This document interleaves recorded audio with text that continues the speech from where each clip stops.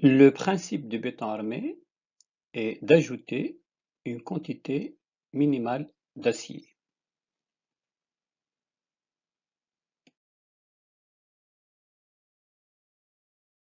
L'acier présente les qualités suivantes: une résistance très élevée en compression,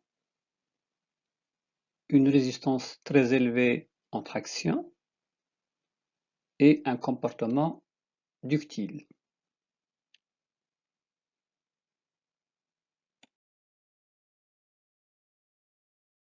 Le principe de fonctionnement du béton armé est le suivant: l'ajout d'une quantité minimale d'armature va permettre d'un côté de reprendre les efforts de traction, de l'autre côté de fournir au béton un comportement ductile.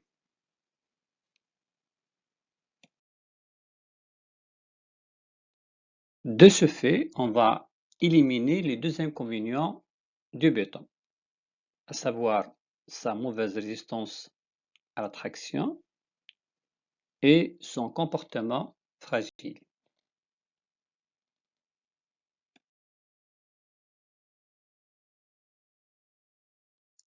La relation béton-acier peut être résumée comme suite. L'acier va reprendre les efforts de traction et assurer un comportement ductile. Le béton va protéger l'acier de la corrosion.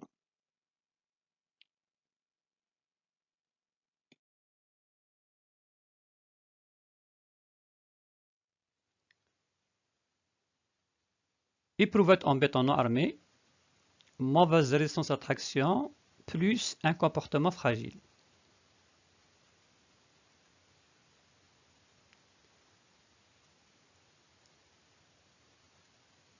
Si on ajoute de l'acier,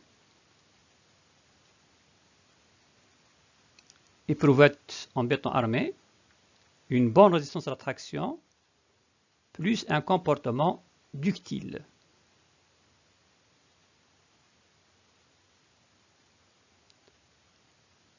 Comparaison entre éprouvette en béton et éprouvette en béton armé.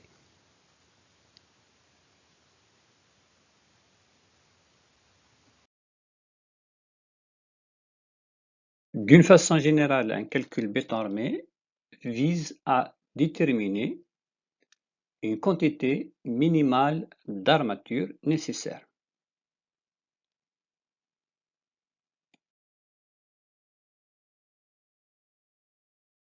Lors d'un calcul béton armé, si l'ingénieur choisit une quantité d'armature inférieure à la quantité minimale exigée, un problème de sécurité sera posé.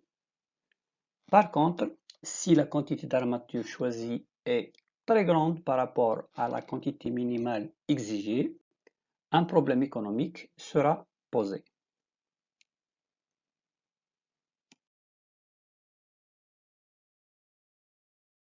Bien que le béton soit utilisé dans la majorité des constructions, il trouve des difficultés d'ordre technique ou bien économique pour le cas des éléments à une très grande portée.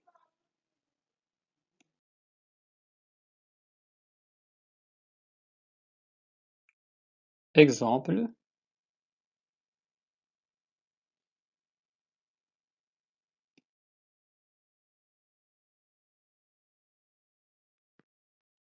les règles techniques qui gouvernent la conception et le calcul des ouvrages en béton armé sont BAL, béton armé aux états limites,